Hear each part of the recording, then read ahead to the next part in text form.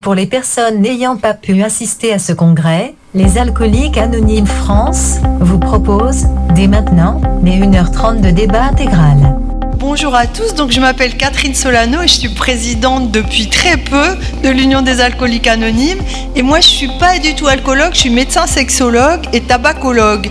Et comme on disait, je suis ni alcoolique ni anonyme, mais cela dit, en soutien aux Alcooliques Anonymes, je suis abstinente depuis que je les ai rencontrés, il y a 21 ans exactement. Bon, alors, je suis en train de me tromper. Excusez-moi, parce que comme je remplace Marion, je me trompe de... J'ai son discours.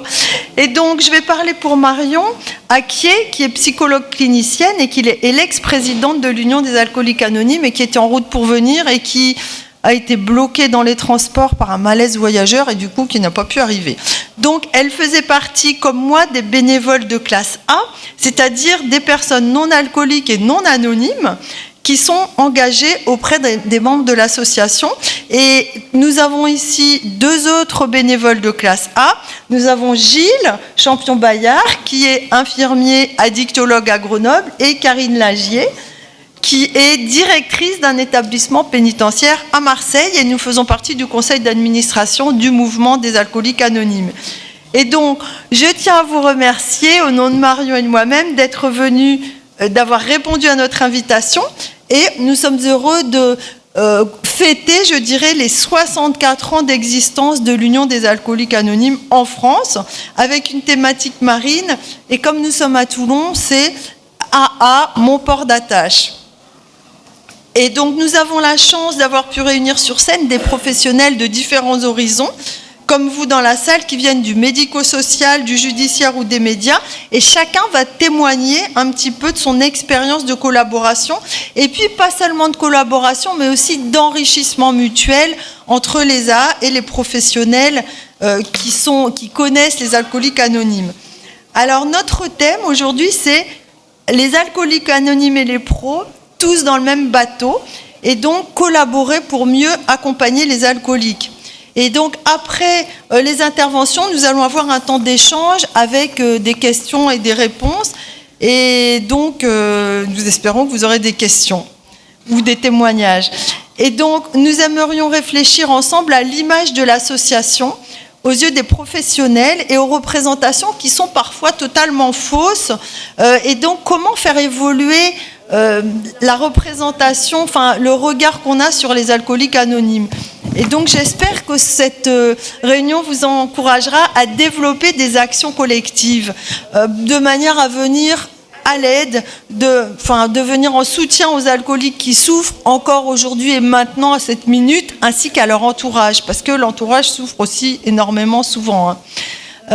Donc, vous allez aussi entendre deux témoignages de membres des AA, un jeune abstinent et un plus ancien, et aussi un témoignage d'une personne de l'association des groupes familiaux Al-Anon et Al-Atin qui propose des groupes d'entraide pour les familles des personnes alcooliques. Et donc, je vais dire quelques mots de présentation de l'association pour éclairer les professionnels qui sont présents et qui ne la connaîtraient pas ou pas beaucoup. Donc, l'Union des Alcooliques Anonymes, c'est une association de personnes qui partagent leur expérience, leur force et leur espoir dans le but de résoudre un problème qu'ils ont tous en commun. Et la seule condition pour devenir membre, c'est le désir d'arrêter de boire. Et ce que j'ajouterais, c'est que tout le monde ne pose pas son verre dès sa première réunion. Il faut parfois plusieurs semaines, plusieurs mois, voire plusieurs années pour certains. Et donc, il suffit d'avoir le désir d'arrêter de boire pour venir à une réunion des alcooliques anonymes. Et donc, aux alcooliques anonymes, il n'y a pas d'inscription, il n'y a pas de cotisation, et les groupes sont tous financièrement autonomes. Il n'y a pas de subventions extérieures non plus. Les subventions extérieures sont refusées, en partie, notamment pour ne pas être infiltrés par des sectes ou des lobbies. J'insiste là-dessus parce qu'il y a des personnes qui ont l'impression que les alcooliques anonymes, c'est un peu une secte. Je peux vous dire que si c'était le cas, je ne serais pas là, parce que c'est une chose que j'aime pas, c'est bien les sectes. Les alcooliques anonymes ne sont donc associés à aucune secte, ni aucune confession religieuse, ni politique, et aucun organisme ou établissement, et ils ne s'engagent dans aucune controverse, y compris pour les solutions à l'alcoolisme. Ils ne prétendent pas être la solution à tout.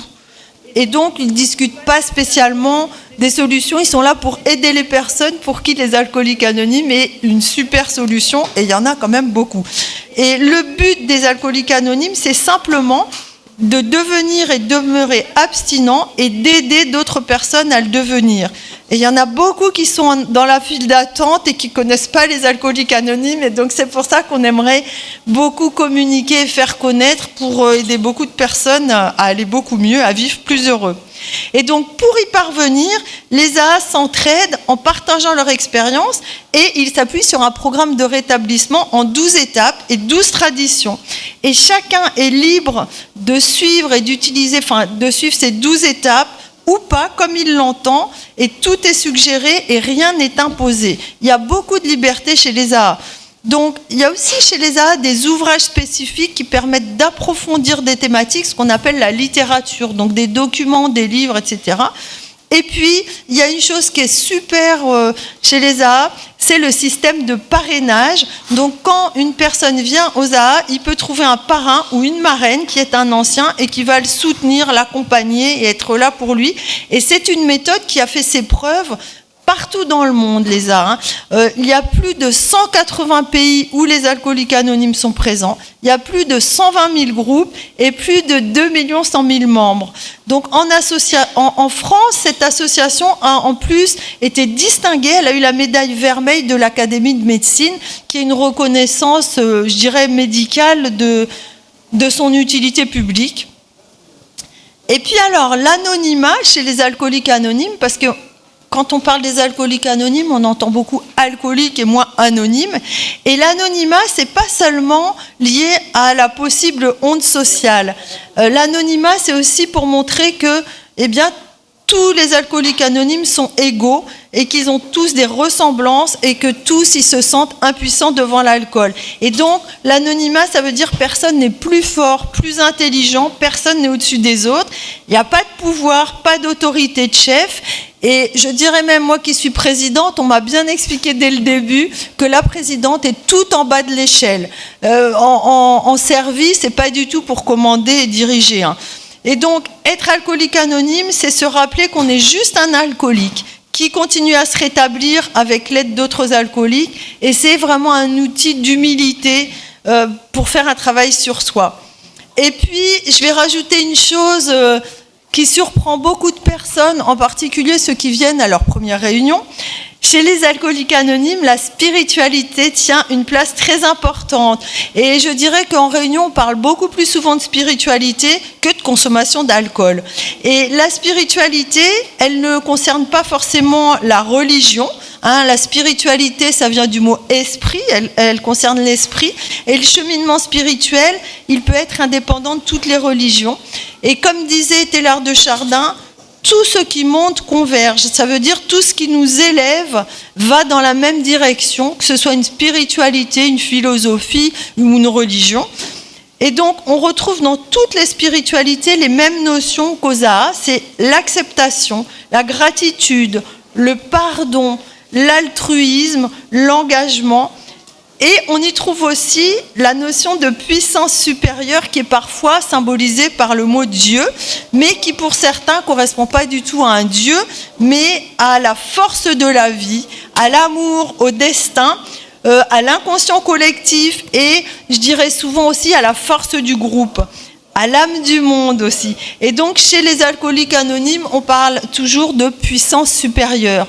Il y a des personnes qui disent « c'est ma PS qui m'a envoyé aux alcooliques anonymes ». Donc ma puissance supérieure. Et cette spiritualité, elle nous fait prendre conscience que nous sommes tous une partie d'un tout qui nous dépasse et que nous sommes faibles et fragiles tout seuls, mais qu'ensemble tout est possible. Et donc c'est exactement ce qui se dégage des réunions. Et maintenant, je vais laisser la parole aux personnes suivantes. Merci.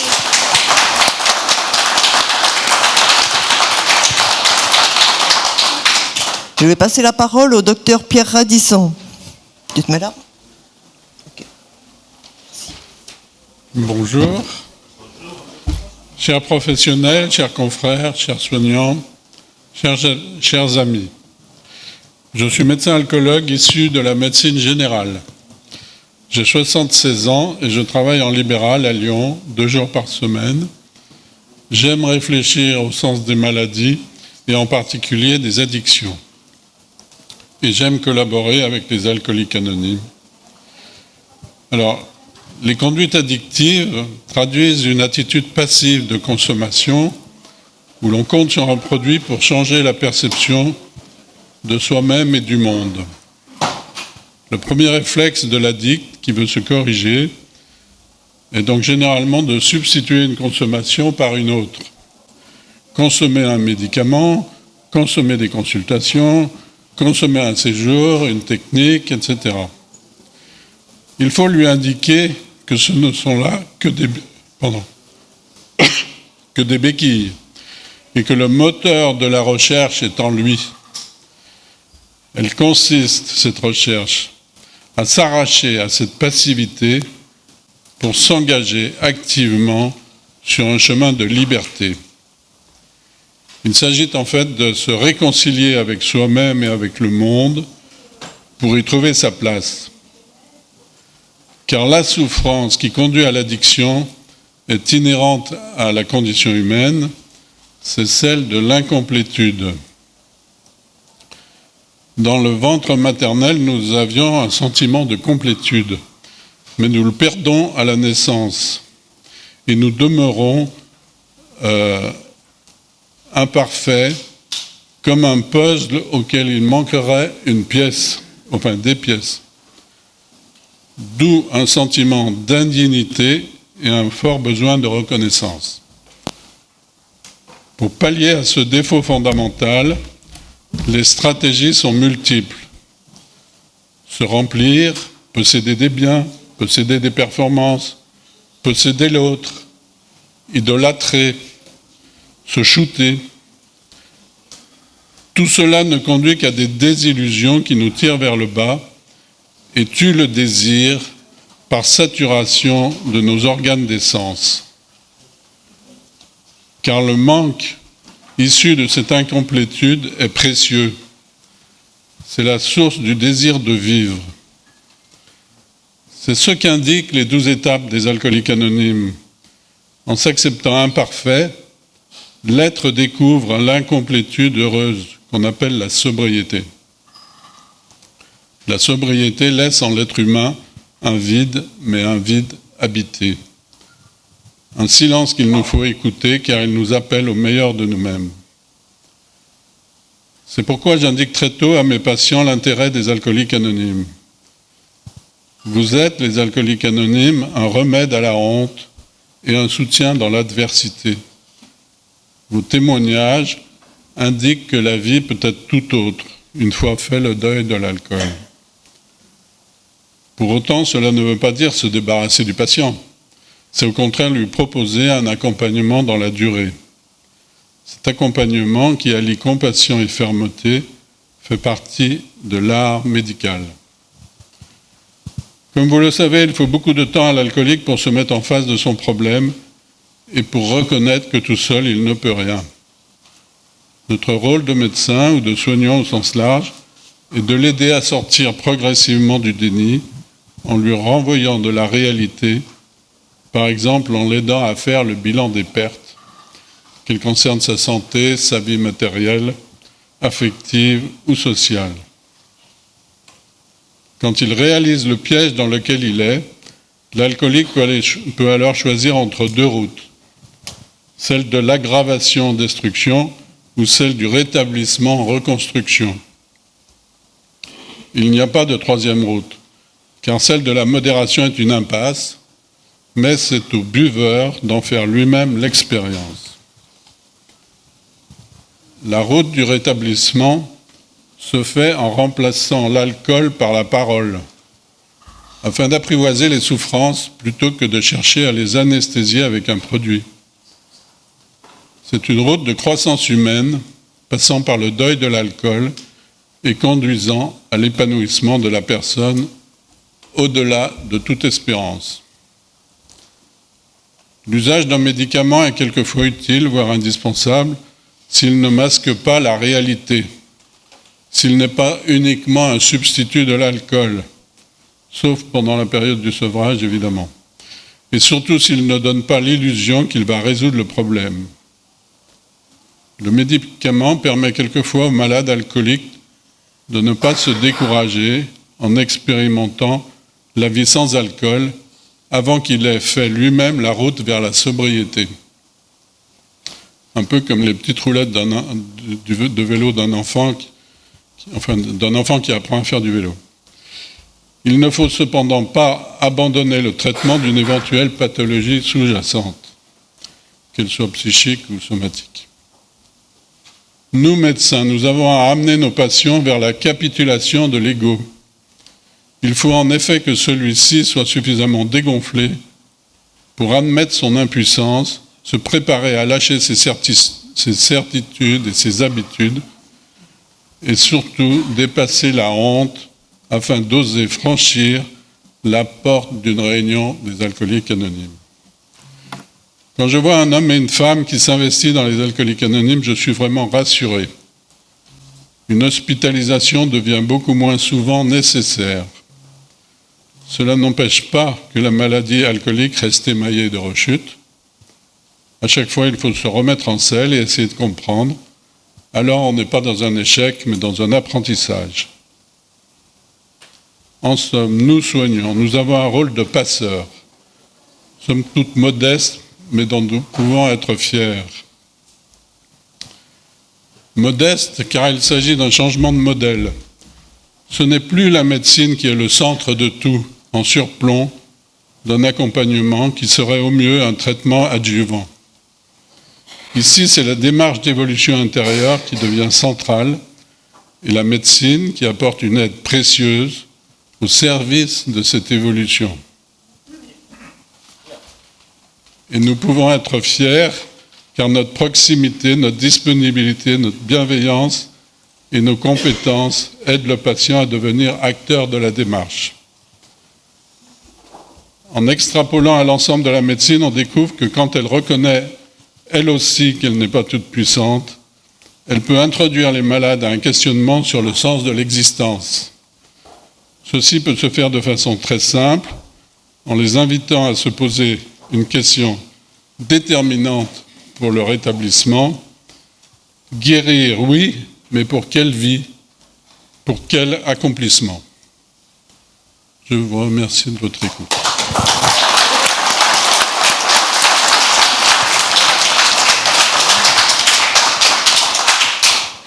Je vais passer la parole à Karine Lagier.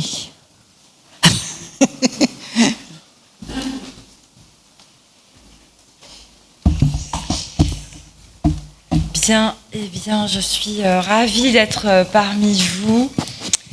Aujourd'hui, comme vous avez compris, j'ai une proximité professionnelle en dirigeant la prison des Baumettes, ce qui explique que parfois mon téléphone sonne comme il y a quelques minutes, compte tenu des situations professionnelles préoccupantes. Mais je suis ravie d'être là. Je remercie tous les amis du conseil. Moi, je dis d'administration, j'ai toujours pas compris les termes. Services généraux, je crois, ça se dit comme ça. Bon, en fait, je suis administrateur de classe à non-alcoolique et je suis ravie de pouvoir communiquer, d'échanger et surtout d'être engagée à vos côtés, à nos côtés depuis maintenant 3 années.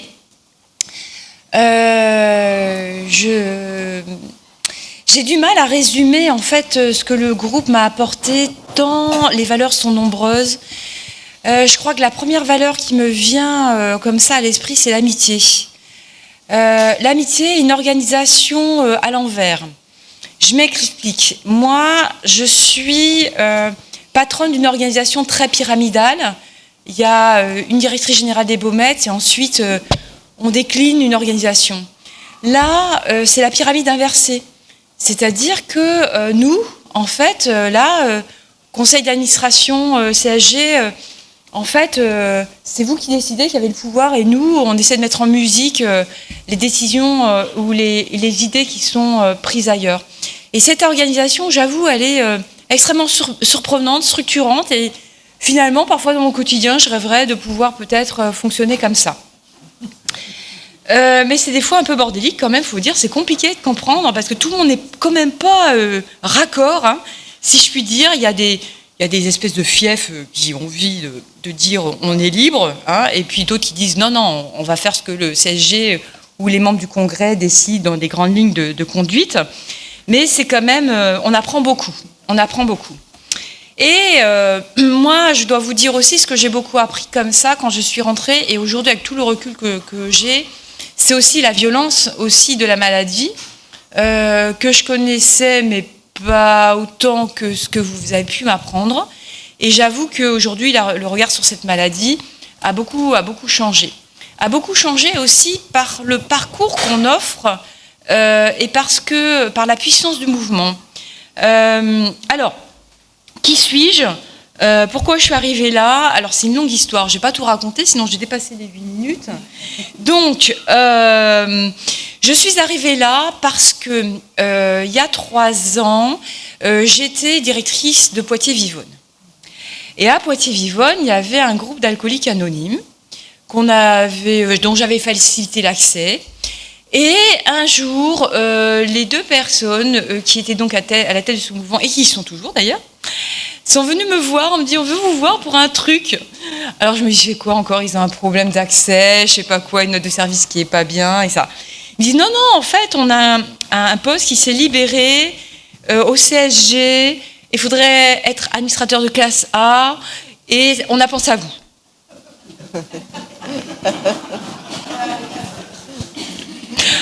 Alors j'ai dit écoutez, je vais réfléchir là parce que là je comprends rien. Et voilà, aujourd'hui je suis là pour résumer et je suis contente d'être là. Voilà, et j'ai eu le plaisir de le retrouver sur le congrès de Poitiers. Par ailleurs aussi, il y a maintenant 4 ans je crois, c'est tous les 3 ans, il y a 2 ans, ou 2 ans. Voilà, donc moi je suis donc directrice d'établissement pénitentiaire dans la marmite de l'administration pénitentiaire depuis 31 ans. J'ai commencé assez jeune, j'ai 53 ans aujourd'hui. J'ai pas mal d'expérience donc, y compris dans les actions menées, puisque vous avez compris aussi qu'au-delà du fait de communiquer, etc., tel que nous le disait la présidente Catherine tout à l'heure, notre engagement est avant tout d'agir. Moi, je suis pas là pour regarder l'eau qui passe, hein, ou les trains ou les vaches qui, je sais pas quoi. Donc non, donc agir. Alors témoigner, agir, donc faire la pub pour le mouvement. Donc ça, on le fait. Moi, j'essaie de m'appliquer, c'est-à-dire mettre en musique les délibérations du conseil d'administration.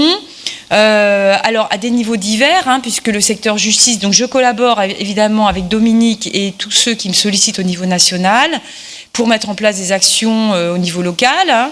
Je pense encore la semaine dernière, j'ai été sollicitée par un groupe sur SACE pour permettre l'accès à un établissement pénitentiaire, pour faciliter les liens avec le SPIP, pour le service pénitentiaire d'insertion et de probation, pour faire les liens avec des professionnels. Il me reste 3 minutes. Non, mais ça va aller. Donc du coup, voilà, moi, comment je conçois mon engagement. Alors, ça marche. Concrètement, on a des chiffres depuis 3 ans pour dire... alors, moi, je propose de faire les liens, d'être une facilitatrice. Je ne fais pas la place.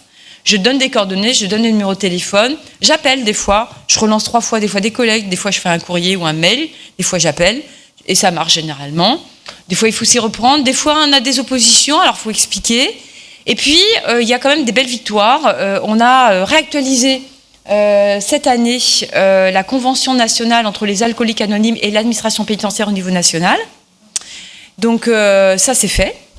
Et on a eu une réunion d'information avec tous les correspondants santé de l'organisation pénitentiaire et nationale au niveau de la direction de l'administration pénitentiaire, et on est maintenant répertorié comme étant une association importante.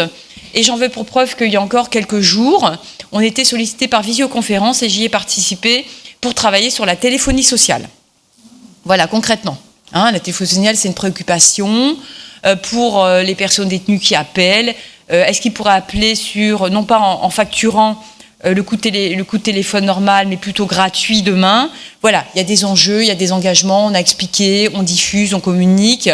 Lors de cette dernière conférence, c'était intéressant parce qu'on était aux côtés de la Croix-Rouge, aux côtés des LGBT, aux côtés de tous les autres, SOS Amitié, etc.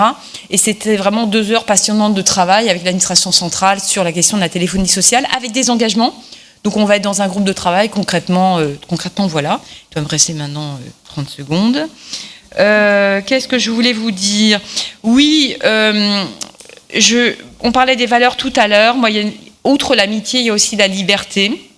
J'apprécie beaucoup la liberté que le mouvement m'octroie parce que je suis quand même de plus en plus prise professionnellement. Je vois bien les écarts entre la disponibilité que j'avais à Poitiers-Vivonne quand je me suis engagée aujourd'hui à la tête des Baumettes.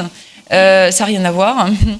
Et donc, du coup, c'est bien qu'on me laisse aussi la souplesse de pouvoir participer ou pas, parfois, à des réunions ou pouvoir m'absenter à la dernière minute quand, malheureusement, je suis prise par des obligations un petit peu plus fortes. Donc, mon engagement me convient bien. Voilà, il reste 30 secondes. Voilà aussi. Tout comme la présidente Catherine, je vais finir par ça. La question de la spiritualité m'a très vite interrogée aussi sur mon engagement. Je voulais pas être prise dans un mouvement qui correspond pas à des valeurs de laïcité que je porte aussi dans mon engagement comme fonctionnaire d'État. Je représente le ministre de la Justice que j'avais juste à mes côtés hier avec Monsieur Migaud, mais qui n'est pas venu au Baumettes. Il était donc plutôt aux côtés de ses troupes, si je puis dire, du ministère de l'Intérieur à Marseille. Donc, vous allez voir ma tête, paraît-il, dans la Provence. On m'a dit, un collaborateur vient de m'appeler tout à l'heure, m'a dit, vous êtes super dans les photos là. Donc je sais pas, je vous le dis, j'ai pas vu ma tête dans les journaux aujourd'hui, mais il paraît que je suis bien.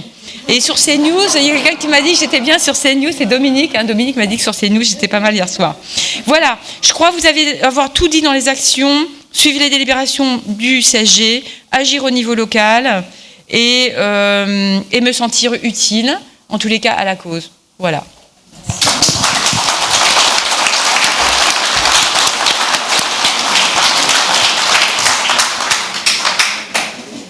Je vais maintenant appeler une amie AA, Sylvie, qui va venir nous raconter son parcours.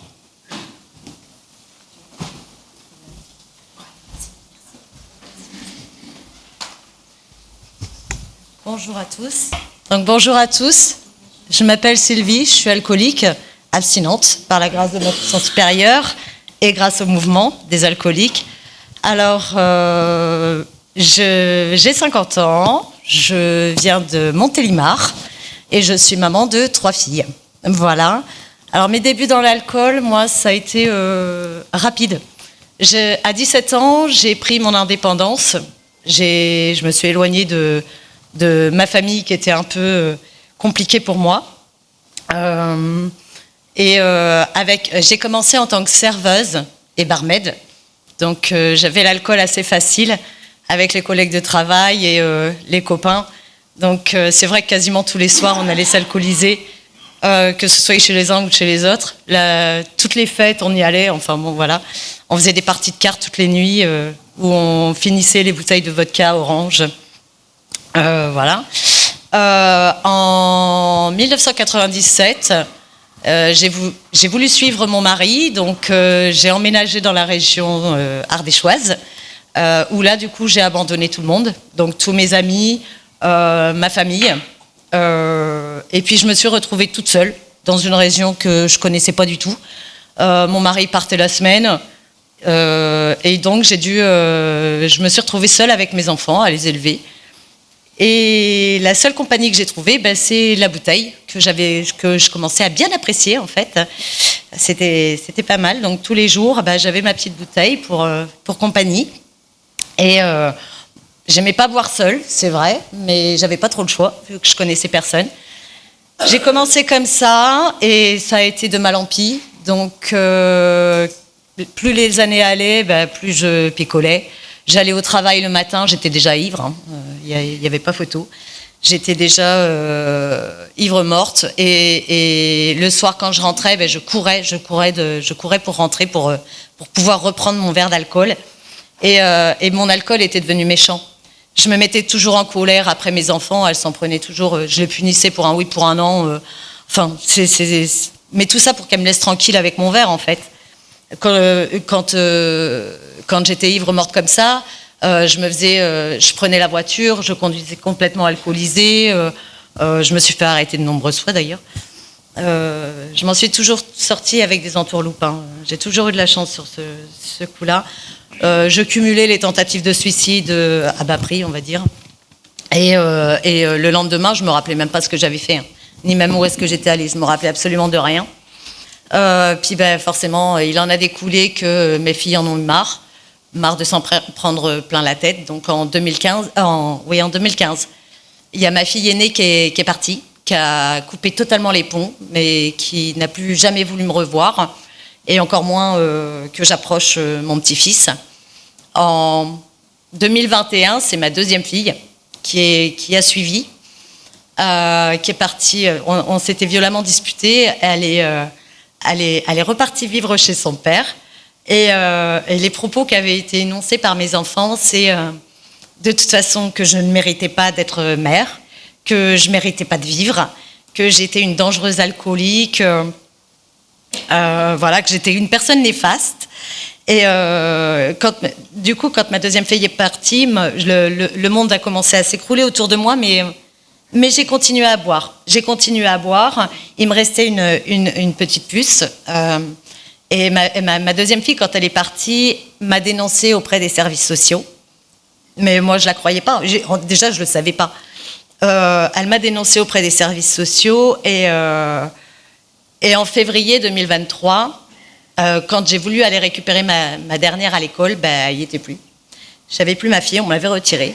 Je suis restée sans nouvelles, pas savoir où est-ce qu'elle était. J'avais pas le droit de l'appeler, j'avais le droit de rien. Ça a été une période extrêmement compliquée pour moi, mais je restais dans le déni, je ne comprenais pas ce qui m'était arrivé. Et lorsque je suis passée au tribunal pour enfants, la juge, ça a été des propos que j'ai jugés horribles. Je l'ai détestée, cette juge. Elle m'a dit « Madame, vous avez un problème avec l'alcool, faut aller vous faire soigner. » Alors là, j'ai tapé du poing. J'ai regardé la juge en lui disant « Mais franchement, mais pour qui elle se prend ? Je veux dire, elle me connaît pas, elle me juge, elle me condamne. Enfin bon, voilà, mais d'une colère pas possible. » Et lors du jugement, elle m'a condamnée à suivre un programme psychologique, et des suivis mensuels pour contrôler mon taux d'alcoolémie dans le sang. Donc j'ai pas voulu, j'ai continué à boire parce que ça m'intéressait pas, et puis j'étais dans le déni total. J'ai continué à boire et j'ai fait une tentative de suicide qui n'a pas fonctionné vu que je suis là. Et donc j'ai continué encore à boire, et finalement en mars, j'ai été victime d'une agression. Et cette agression, quand je me suis réveillée à l'hôpital, la seule chose qui me venait à l'esprit, c'était les propos de cette juge que j'avais détestée. Et je me suis dit, si je veux récupérer ma fille, j'ai pas le choix. Donc j'ai pris rendez-vous avec un psy, parce que la juge me l'avait ordonné. J'ai pris rendez-vous avec un psy, une infirmière. J'y allais plusieurs fois dans le mois. Et puis je parlais jamais de mon alcool, je parlais que de mon agression. Et j'ai eu beaucoup de mal avec elle de parler de mon alcool. Je voulais pas y croire. Pour moi, j'étais pas alcoolique de toute façon. Et un jour, en allant en rendez-vous, j'ai vu une affiche qui disait que si j'avais un problème avec l'alcool, il fallait appeler un numéro. Et j'ai appelé ce numéro. J'ai appelé ce numéro un soir d'avril, et je suis tombée sur une dame adorable qui m'a dirigée, qui m'a expliqué que c'était un programme de vie. Que si j'avais le désir d'arrêter de boire, ce serait bien. Il y avait une réunion audio, parce que moi, il était hors de question qu'on me voie de visu, et puis que je dise que j'étais alcoolique. Hein. Ça, c'était absolument hors de question. Donc, je suis à la réunion audio. Et puis là, quand j'ai décroché, j'ai entendu des gens parler d'eux d'une manière bizarre. Je comprenais rien de ce qu'ils disaient, en fait. Je me suis dit que c'était pas pour moi, que ça allait rien m'apporter, mais j'étais tellement bornée sur le fait de poser le verre pour récupérer ma fille qu'en fait, je suis restée. Voilà. Et puis j'y suis encore.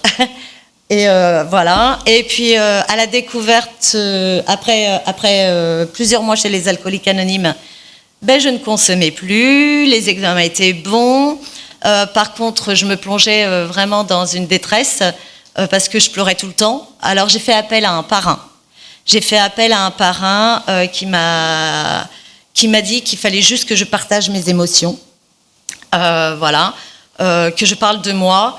Et puis, il me reste 3 secondes, donc ça va être compliqué. Alors voilà. En fait, quand mon parrain m'a dirigée, tout s'est éclairci pour moi, en fait, parce que c'était que du spirituel. Je priais avec eux. Si je prenais des décisions, je demandais toujours l'accord à mon parrain. Et moi, en fait, au jour d'aujourd'hui, ce que je peux dire, c'est que j'ai appris donc que j'étais atteinte d'un cancer irrévocable.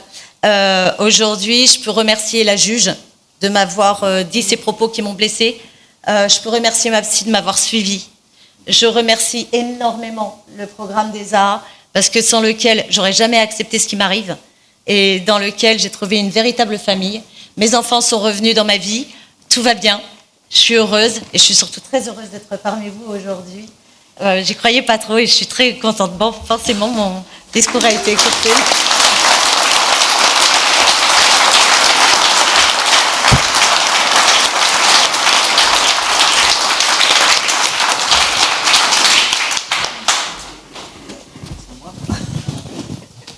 Alors, je vais passer la parole à Gilles. Voilà.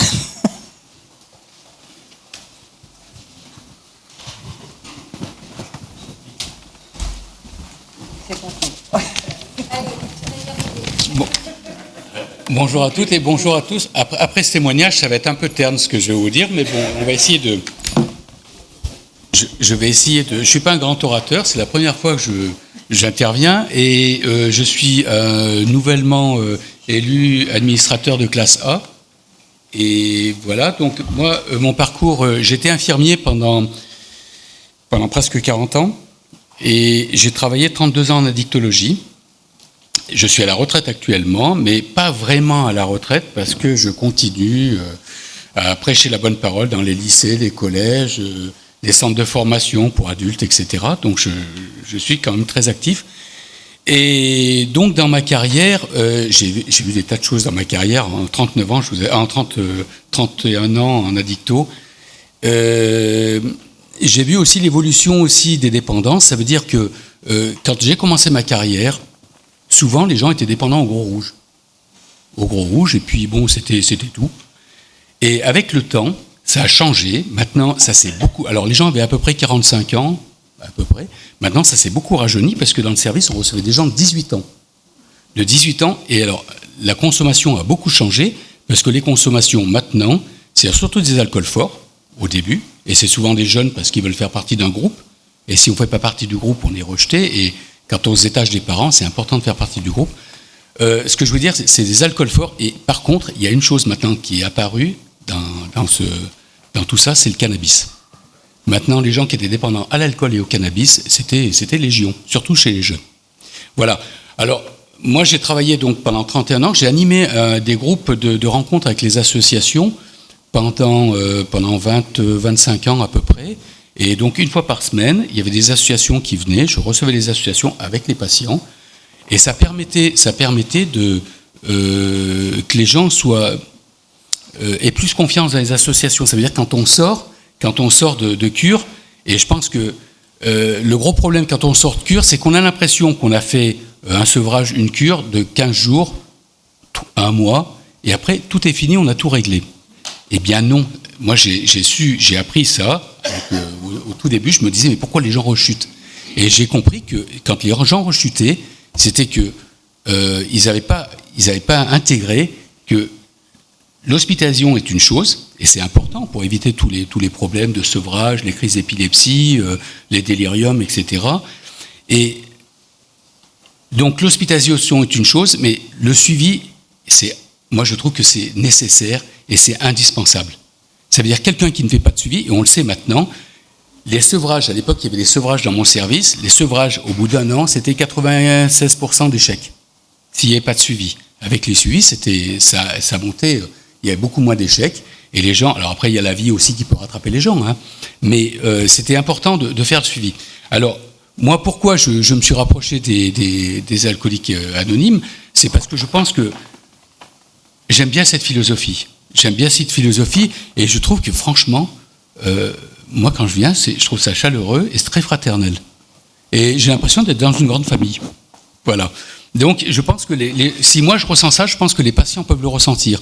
Et il est indispensable, je pense, quand on est professionnel et qu'on reçoit des patients qui ont des problèmes de dépendance, c'est de les mettre en relation avec des associations. Pour que les gens puissent... Alors, aller chez son médecin, c'est une chose, mais après, c'est très important.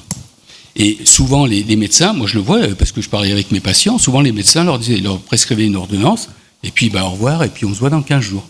Et je pense que c'est très important que notre association puisse communiquer et puisse se faire connaître auprès de tous les soignants. Moi, j'ai toujours pensé que laisser partir un patient sans lui donner une adresse pour sortir d'une association, alors les alcooliques anonymes, parce que maintenant je suis aux alcooliques anonymes, mais je pense que si je donnais pas d'adresse, pour moi c'était une faute professionnelle. Parce que c'est mettre la personne en danger. On le voit d'ailleurs aux urgences. Aux urgences, les gens arrivent, viennent pour un sevrage parce qu'ils sont alcoolisés. Ils viennent, on leur dit au revoir, le lendemain on les met dehors. Moi je trouve que ça ne devrait pas se faire. Alors maintenant, c'est vrai qu'il y a des unités qui passent dans les services pour voir les patients, mais il faut toujours laisser la porte ouverte pour que les gens puissent faire avoir des soins après. Voilà.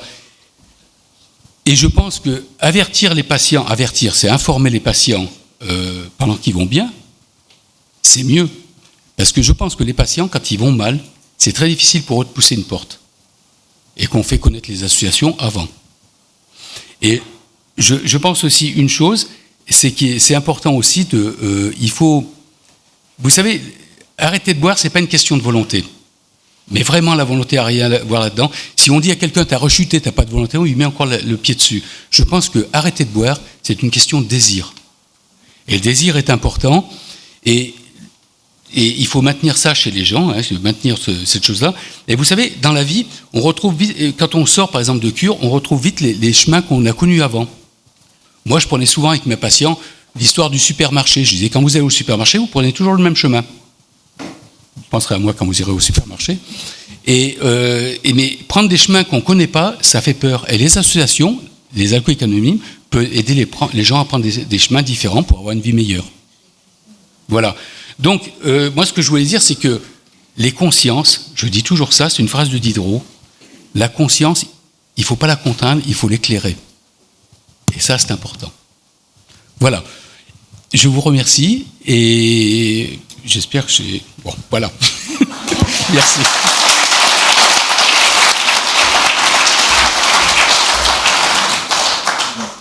Je vais repasser la parole à Catherine en tant que médecin.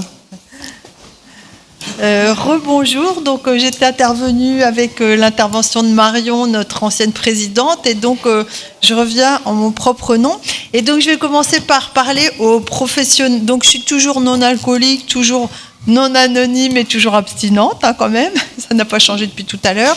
Et donc je vais commencer par m'adresser aux professionnels qui sont là et leur demander est-ce que vous êtes déjà allé à une réunion ouverte des alcooliques anonymes, c'est-à-dire une réunion où on accepte des personnes de l'extérieur. S'il y a des professionnels qui sont allés, ils peuvent lever le doigt.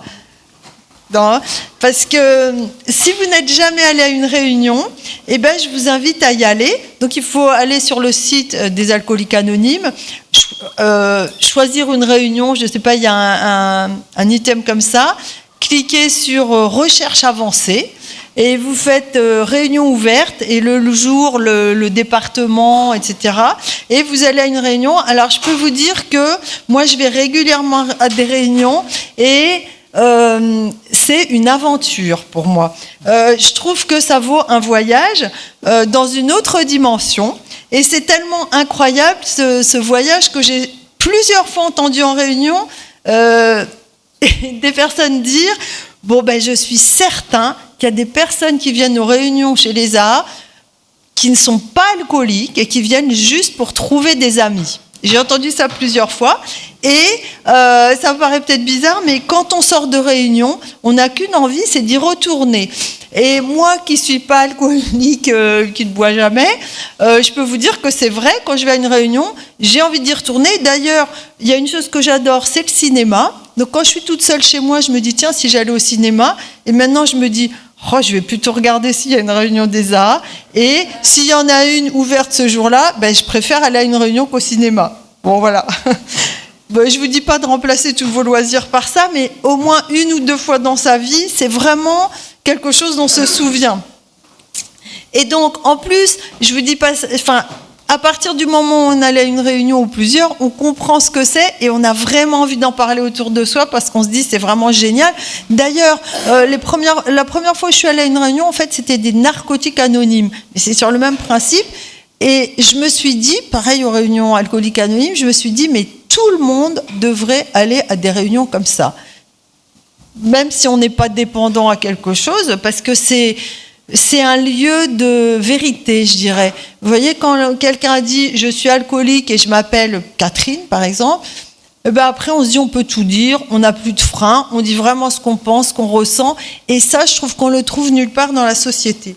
Donc, de mon côté, moi je suis médecin, et si j'ai été élue, c'est pas parce que je suis alcoologue, puisque je suis pas alcoologue, je suis tabacologue, mais bon, addictologue, c'est quand même pas pareil le tabac que l'alcool, mais c'est parce que je travaille aussi comme journaliste santé, donc je travaille dans les médias, dans la presse, la radio, à la télévision, et donc si je vous en parle, c'est parce que ma mission en tant que présidente, c'est de faire mon possible pour faire connaître au maximum les alcooliques anonymes. Et on peut tous ici participer à cette mission, et c'est pour ça que je fais appel à vous, pas seulement en tant que professionnel dans votre profession, mais aussi en tant que communicant dans votre domaine professionnel.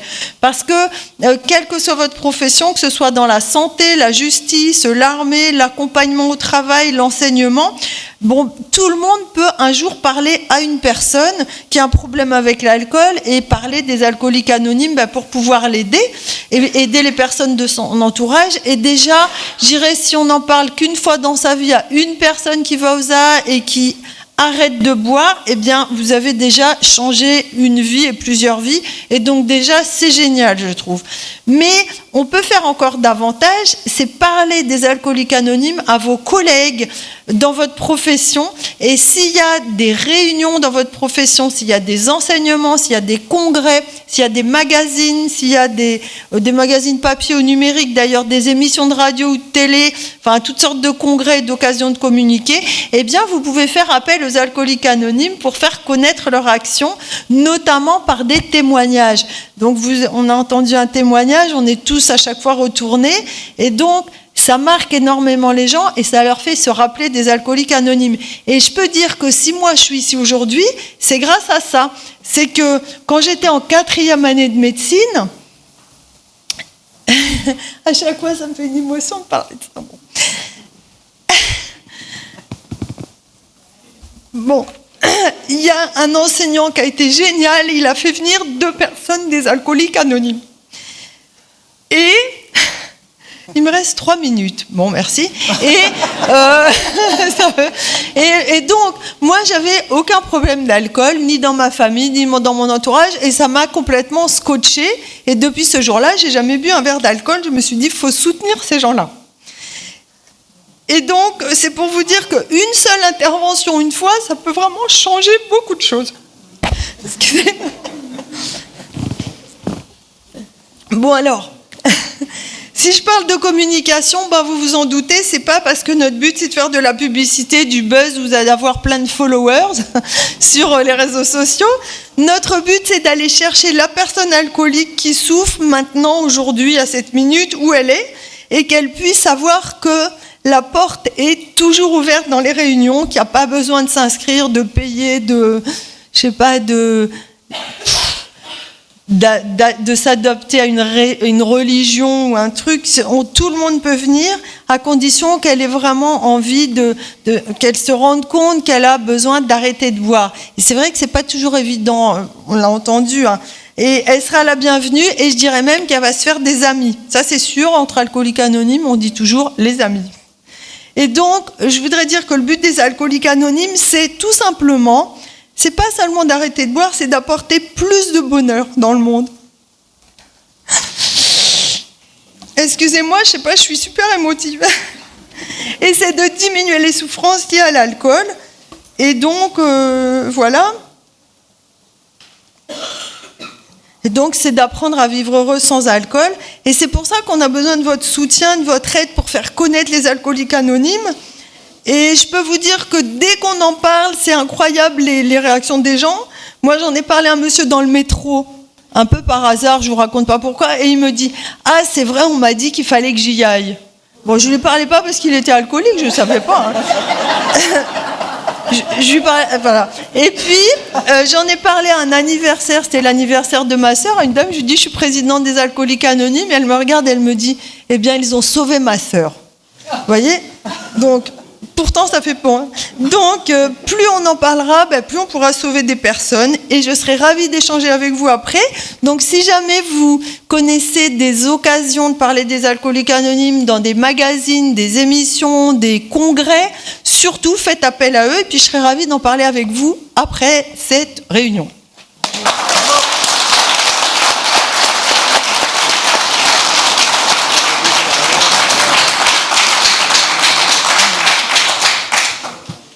Alors, je vais passer la parole à Valérie des Alanons.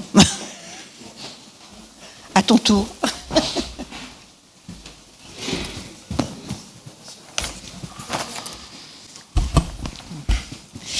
Bonjour, je m'appelle Valérie, donc je suis membre de l'association Alanon à Latine, qui est groupe familiaux, qui offre un soutien moral à toute personne qui est affectée par la consommation d'alcool, un parent ou un ami.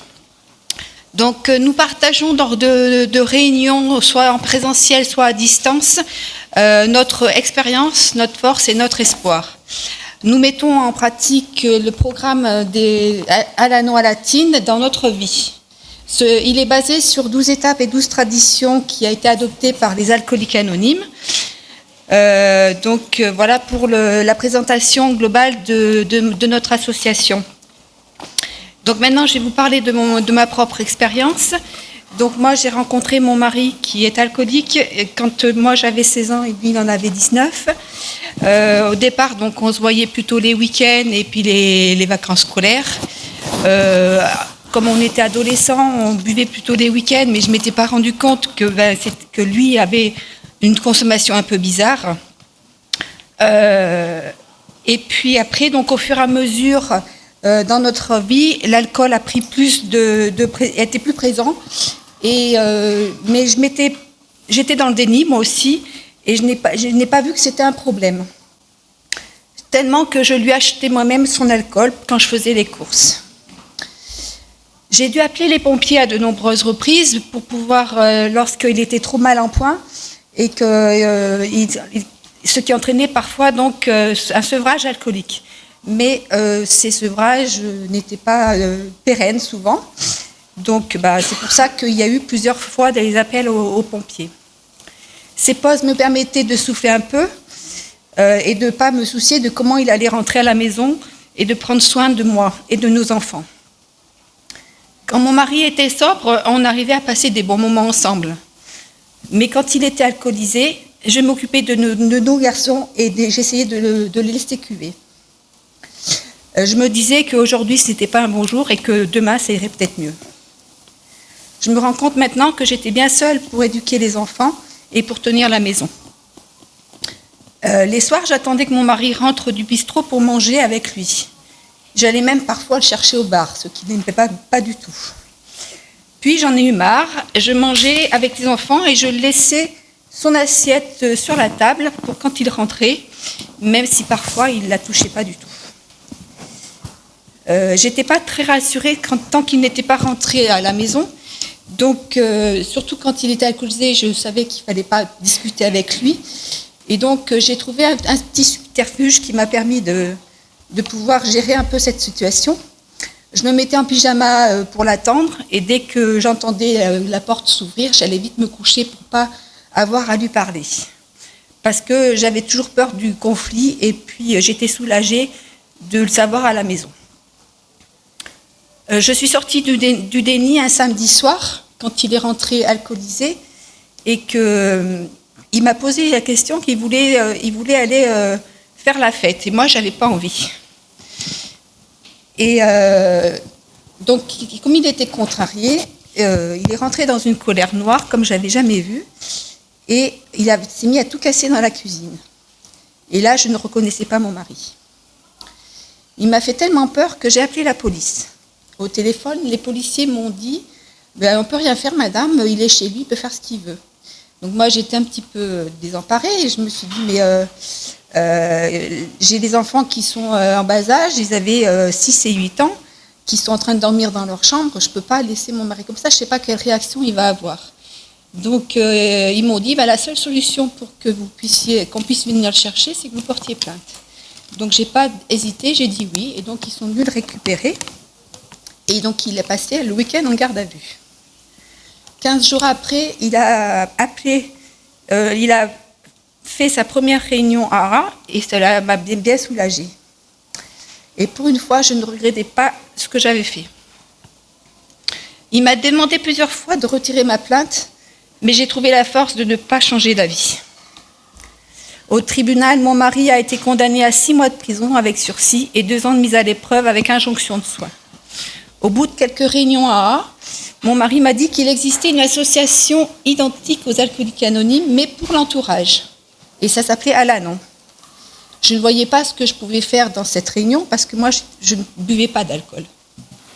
J'y suis allée pour voir et surtout pour faire plaisir à mon mari. L'encourager même dans sa démarche. Lorsque je suis arrivée dans cette salle d'Al-Anon, j'ai découvert des personnes qui avaient le sourire. Elles ont partagé leur expérience avec une personne alcoolique et j'ai reconnu un petit bout de mon histoire dans chacun des récits. J'ai appris que je n'étais pas la seule Auvergnate à avoir épousé un alcoolique. J'ai entendu des slogans comme « un jour à la fois »,« vivre et laisser vivre », qui me parlaient. Je les pratiquais déjà un peu avant de connaître Al-Anon. Ça m'a rassurée de savoir que je faisais quelque chose qui était bon pour moi. Mais j'étais quand même bien malade de son alcoolisme. Depuis cette première réunion, il y a 18 ans, je suis moi aussi maintenant souriante et surtout, je ne suis plus seule. Grâce au programme Al-Anon, je suis moins réservée, moins timide. J'arrive à exprimer mes sentiments, à prendre des décisions, à dire non même quand je le décide. Dans mon cursus d'études d'infirmière, j'avais eu l'intervention des associations Alcooliques Anonymes et Al-Anon en amphithéâtre. Ce n'est pas pour autant que j'ai réussi à faire arrêter mon mari de boire. Et j'ai mis beaucoup de temps à comprendre que moi aussi j'avais besoin d'aide.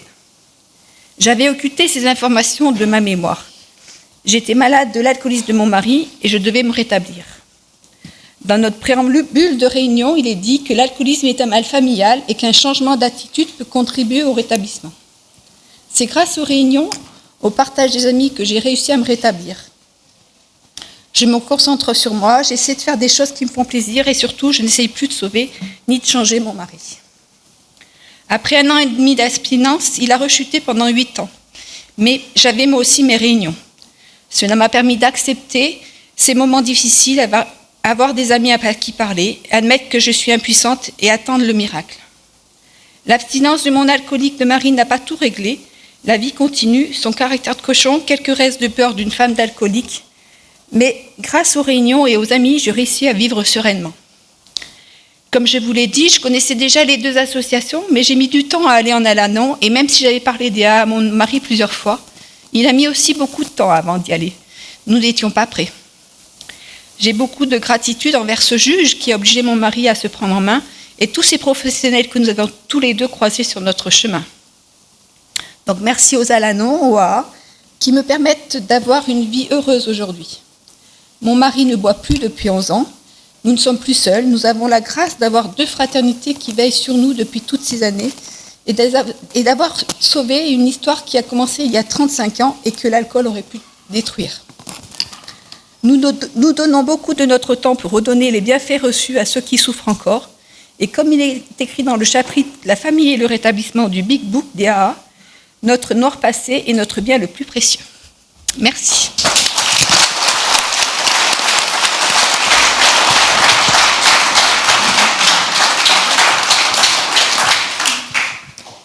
Je vais passer la parole à Aurélie Payot.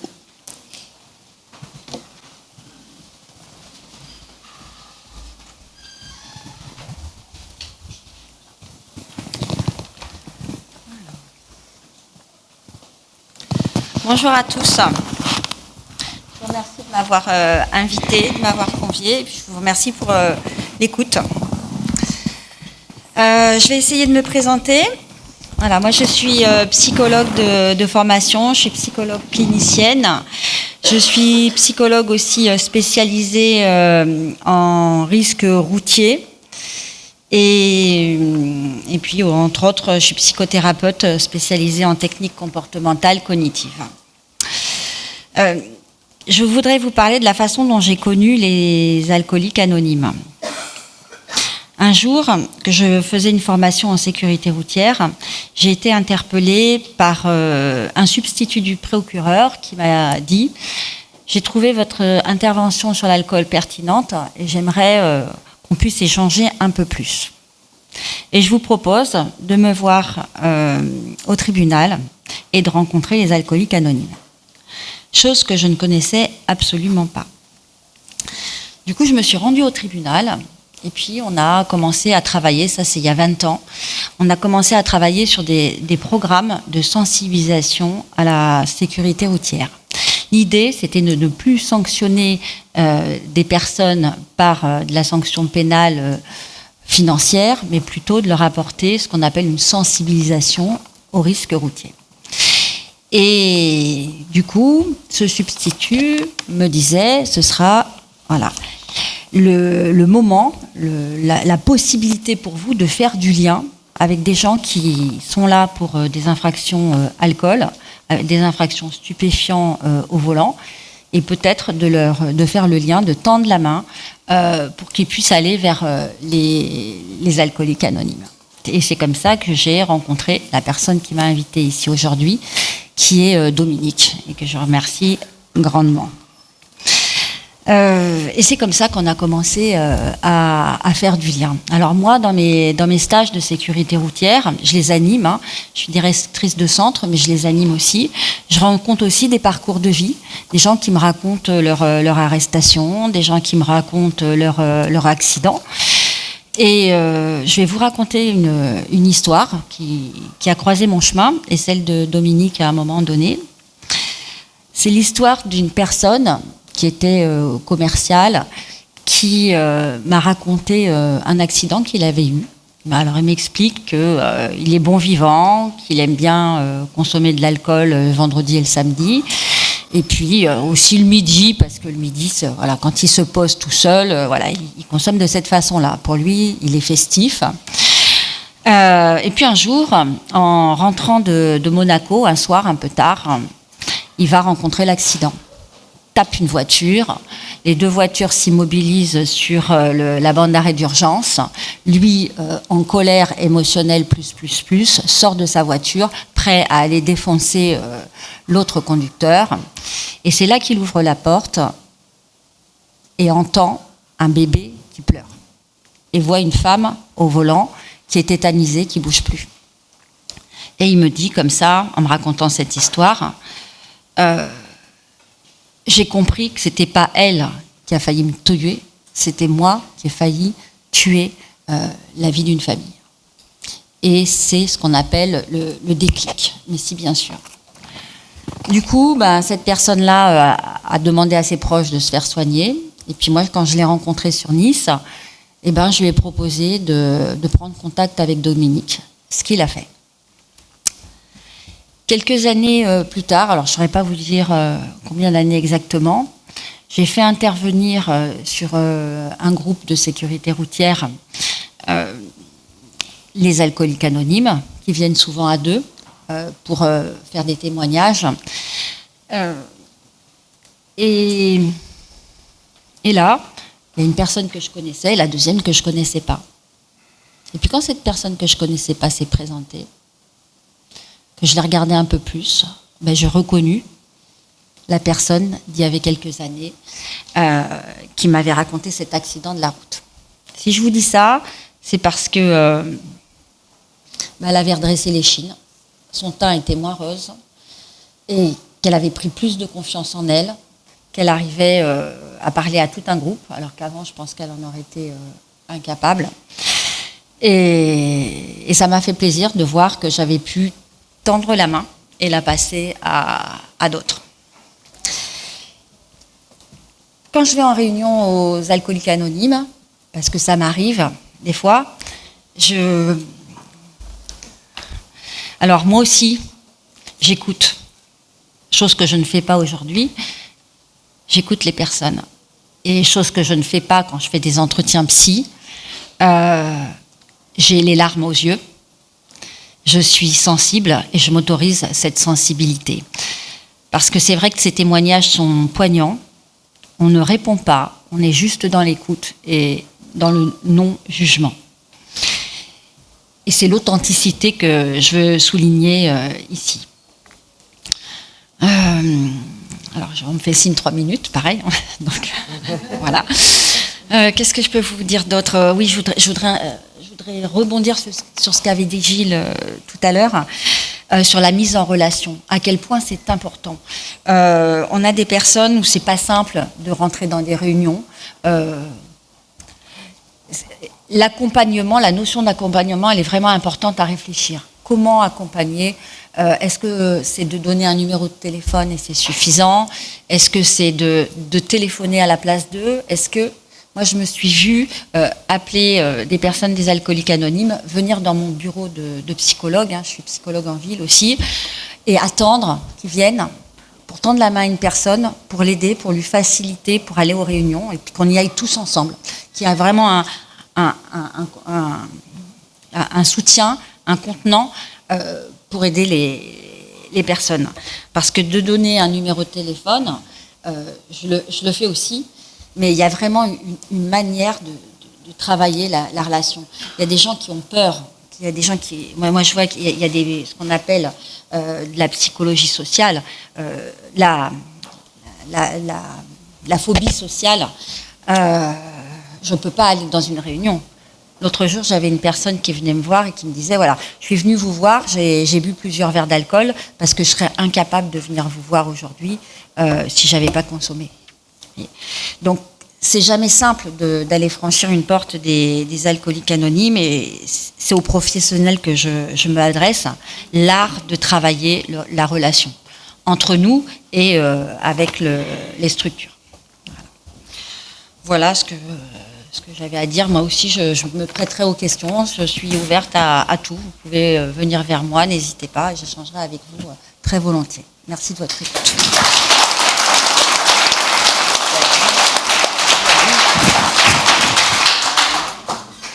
Je vais donc passer la parole à Guy Haber-Zettel. J'ai bien prononcé, c'est bon? Bienvenue à toutes et tous. Je suis un petit peu étranger à tout ça, mais quelque part profondément ému, parce que j'ai entendu tout à l'heure, j'ai vu l'émotion des gens qui vous ont adressé des messages. Donc je représente la télévision du Var. On existe ici dans le Var depuis 2007. L'expérience a commencé pendant la pandémie, où Dominique, que je cite parce que je trouve que c'est une personne qui est impliquée dans l'action qu'on a eue avec les Alcooliques Anonymes France maintenant, et on a décidé de mettre sur pied des émissions de télé. Donc les plateaux ont été faits avec des médecins, des témoignages, en cachant les gens, mais on a réussi à le faire. Pour conclure, moi je tiens à remercier donc les Alcooliques Anonymes France pour la confiance que vous nous avez accordée, pour donner un regard à un plus grand nombre de personnes dans la France, voilà, pour démystifier, casser ce mythe de vous cacher, terrer. Non, c'est un problème comme un autre. Et donc notre mission a été de mettre ça en évidence. Voilà, je vous remercie, passez une bonne journée.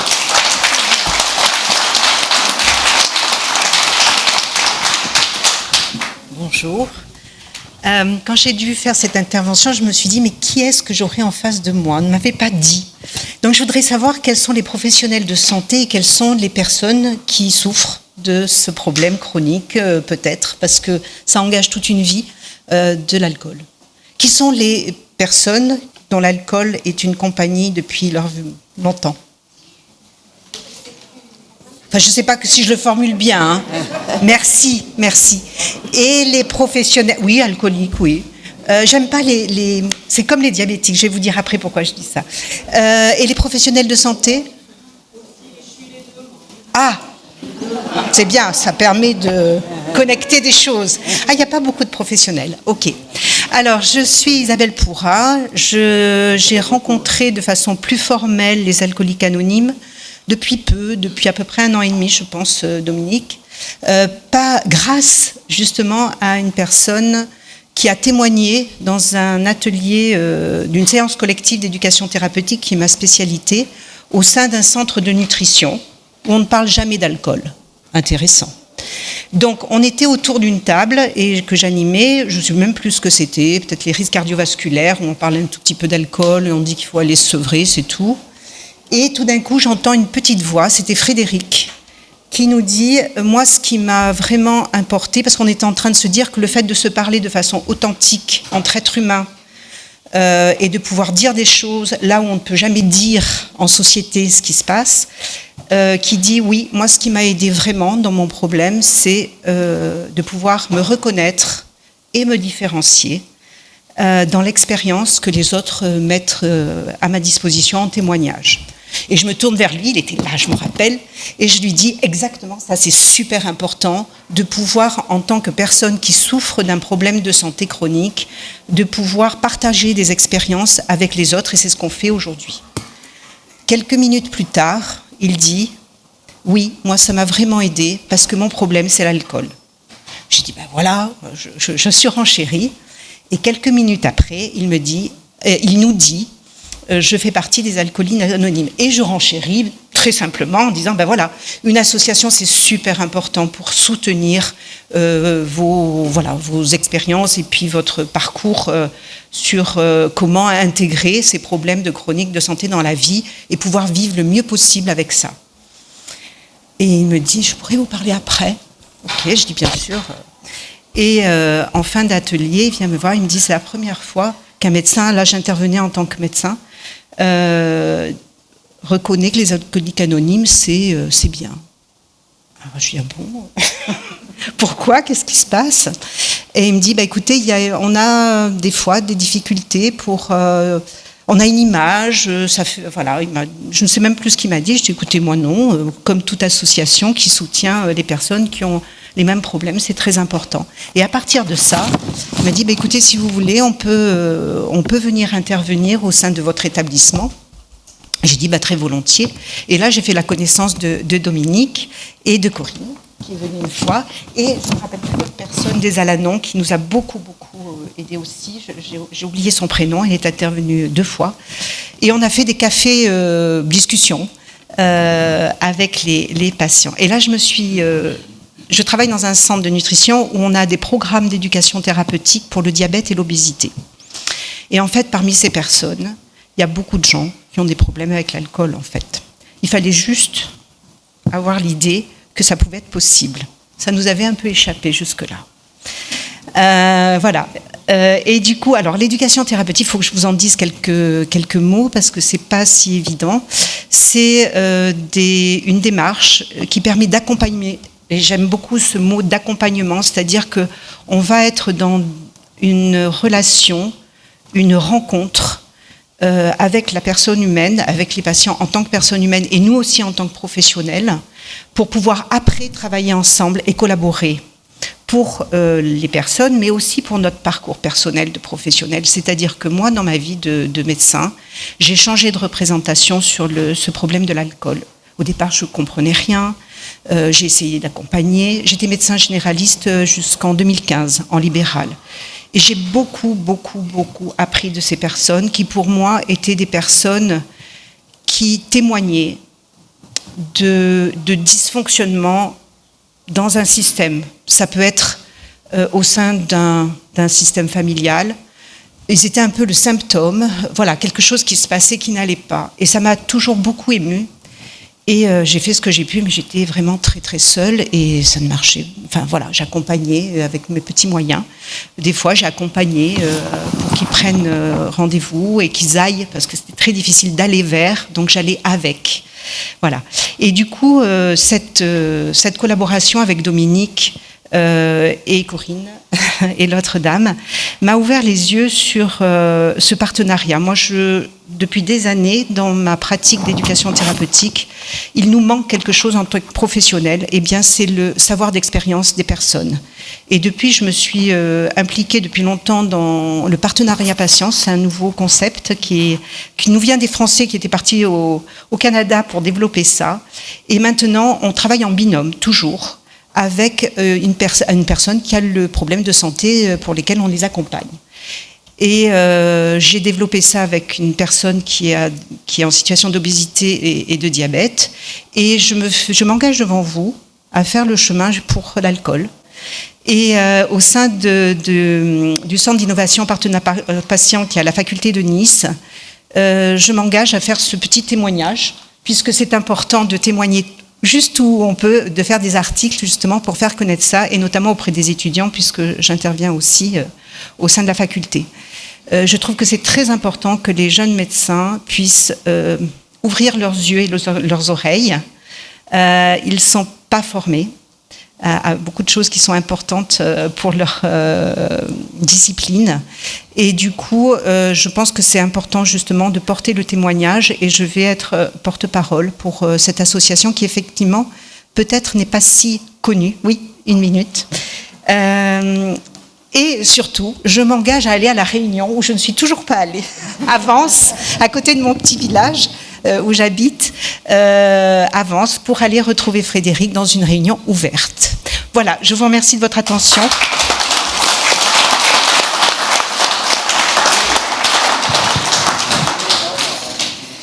Alors on va terminer par un témoignage, le témoignage de Jean-Yves. Je mets les lunettes, bonjour à tous et toutes, et je vais lire un petit peu. Bonjour, je m'appelle Jean-Yves, je suis malade alcoolique et je viens de l'excellent groupe de Grenoble-Bobillot. J'ai 68 ans, j'ai posé mon verre en juin 1995, donc je suis dans ma 30e année d'abstinence.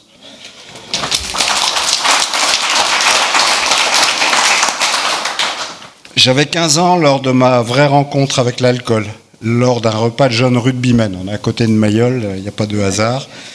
Et mon premier verre de vin rosé fut une révélation, un coup de foudre. C'est pour ça que je sais que je suis malade. J'ai pas mis longtemps à adhérer à ce truc-là. J'avais trouvé mon truc instinctivement.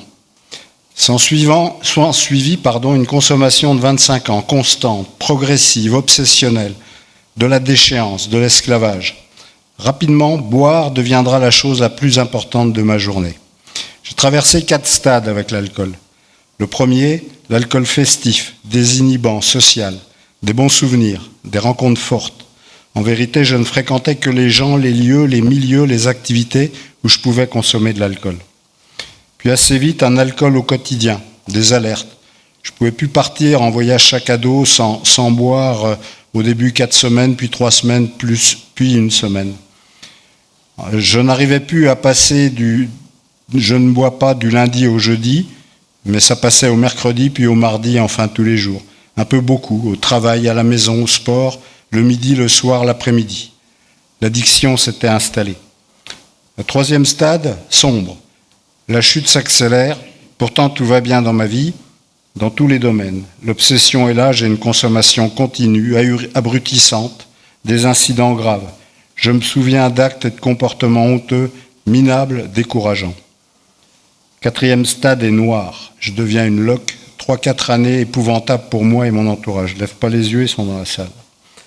Je perds tout. La santé physique et mentale, ma vie affective et familiale, mon travail, l'argent, les copains, la voiture, le droit de conduire, la confiance de mon entourage, le respect de moi-même, l'espoir et l'envie de vivre. Je n'oublie pas non plus les condamnations judiciaires, puisque j'avais 12 ou 18 mois de prison avec sursis qui seront restés avec sursis. On ne se sera pas rencontrés, madame. Heureusement. J'essaye de moins boire, de mieux boire, de boire plus épisodiquement, moins lourdement, d'alterner du léger à la place du fort, et inversement. Toute la batterie, quoi. Mais je t'en fous, rien n'y fera. Je me rappelle le désespoir, le découragement, la colère de mes parents, de ma compagne, des enfants. Je consulte médecins et psychothérapeutes timidement. Je commence à comprendre que c'est pour moi que je dois faire quelque chose. Positif, c'est que je reconnais mon problème, enfin, et que j'arrive à parler de ma situation. J'avance doucement, avec souffrance, honte, découragement. Ma vie est devenue un champ de ruines. J'ai la tête sous terre tellement je suis obsédé par ma dose du jour. Le virage survient après une échéance judiciaire, une réaction de survie en fait, et je prends mon problème honnêtement, avec bonne volonté, en me confiant à l'institution médicale. J'ai également gardé un appui réel de mes proches et je les en remercie encore du plus profond de moi-même. Ce virage vers l'abstinence, puis la reconstruction, va se dérouler aussi en 4 temps. Une cure dans un établissement spécialisé à Dijon, qui s'appelle EOL, une cure d'1 mois, un lieu protégé avec des médecins et des professionnels sachants, et uniquement des malades alcooliques. À l'époque, il n'y avait pas encore de multidépendance comme aujourd'hui. Ce fut une renaissance pour moi, cette cure. Puis une post-cure dans un établissement regroupant à l'inverse des situations et des pathologies très diverses. Ensuite, une rechute de quelques jours, violente, totale. Et enfin, je pousse la porte des alcooliques anonymes et je pose mon verre dès ma première réunion. Cure médicale est un moment important qui m'a permis d'arrêter de boire plusieurs jours, puis plusieurs semaines. Ça m'a montré que c'était possible. De mieux comprendre, d'avoir les mots justes, de ressentir qu'il se passe quelque chose de très spécial avec les autres malades, de réaliser l'importance des soignants sachants, de briser mon isolement, de sortir de mon désespoir et de mon impuissance, et de rencontrer les principales associations, sans que je sois convaincu sur le coup, orgueil quand tu nous tiens. Je garderai un contact avec 2 malades de mon groupe de 10, j'ai vérifié cette semaine, ils sont aussi trentenaires dans l'abstinence à ce que je sais, donc ça fait au moins 3 sur 10, je pense que c'était quand même un beau résultat. 3 soignants m'auront marqué durant cette période, la chef de service exceptionnelle, un infirmier qui était lui-même AA, donc il savait de quoi il parlait, et un médecin généraliste à l'extérieur qui était également membre des Alcooliques Anonymes. La post-cure m'a permis de prolonger cette mise à plat de ma vie de buveur. Par contre, le mélange des pathologies et des situations sociales serait une difficulté pour moi. Mon simple avis est qu'une post-cure d'alcool doit se faire dans un cadre spécialisé. Ma rechute sera brutale, profonde, mais je ne suis plus désespéré. Je sais qu'il y a une solution et que j'en ai besoin. Je ressens ce que je suis et ce que je ne suis pas, ce que je peux faire et ce que je ne peux pas faire. J'ai maintenant l'accompagnement médical et thérapeutique dont j'ai besoin. Entre parenthèses, il m'aidera à arrêter le tabac 1 an après. Mais cela ne me suffit pas. Il me faut rejoindre une association. Je n'y arriverai qu'avec d'autres malades qui veulent rester sobres. J'ai besoin d'une méthode et d'un cadre. Je dois adopter un nouveau mode de vie. Je pousse la porte des Alcooliques Anonymes à Chambéry et à Dijon. J'enchaîne les réunions, 2 à 3 par semaine, silencieux, mais plein de bonne volonté et d'envie. Ma première année, je rentre dans la méthode des Alcooliques Anonymes, le vivre sobre, les étapes, les traditions, le mode de vie. Je me rappellerai toujours de ces phrases du début. Alors que je fais le caliméro à EOL, la chef de service qui me dit en se marrant que je suis dans la martyrologie. Mes premiers amis, groupe de Dijon, qui me disent que si je ne suis pas coupable de ma maladie, je suis responsable et acteur de mon rétablissement. Que je ne peux pas y arriver seul, mais que seul moi peux le faire. Et que quand je suis découragé par l'escalier à gravir, qu'il est trop long, trop raide et que la facture est trop lourde, ces mêmes anciens qui me disent de regarder que la prochaine marche et d'y aller. Je me suis lancé et je crois que je l'ai bien monté ce putain d'escalier, même s'il en reste quelques-unes à faire. Concernant les soignants et la médecine, à partir de ce moment, je vais rechercher des soignants adaptés à ma maladie. Je vais être un patient sobre, rigoureux, discipliné. Je vais consommer le moins possible et le mieux possible en confiance, et je me rappelle de mes descentes au bloc en confiance, en me répétant la prière de la sérénité pour diminuer la peur et l'angoisse de ne pas me réveiller de l'anesthésie. Et je recourrai au thérapeute dans les moments sensibles ou difficiles de notre vie.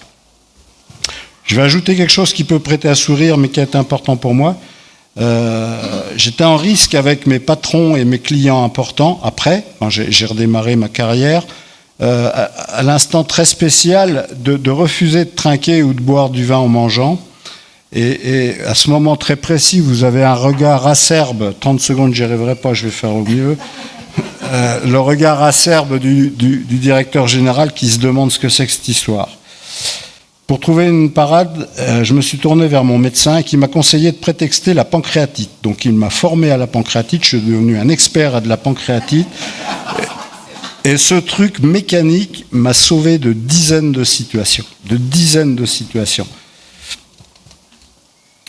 J'ai fait un parcours rigoureux et d'abstinence, de participation aux réunions AA. J'ai toujours veillé à être muté dans des régions où il y avait des groupes. Et j'ai essayé de pratiquer le mode de vie AA dans tous les domaines de ma vie. J'ai découvert l'importance et la puissance de l'acceptation, de l'humilité, du respect des autres, des règles, de la sincérité et de la simplicité. J'ai mis en place d'autres relations humaines avec tout le monde, la famille, les enfants, les amis, mais aussi les clients, les collaborateurs, les collègues et les patrons. Jamais je ne me suis éloigné de mes réunions. Depuis cet été 1995, j'ai reconstruit ma vie dans toutes ses dimensions, physique et mentale, familiale et affective, sociale et professionnelle, financière et matérielle, sportive, important pour moi. Simplement, et avec la spiritualité qui me correspond. Les 12 promesses des alcooliques anonymes. Reconnaissance infinie aux alcooliques anonymes.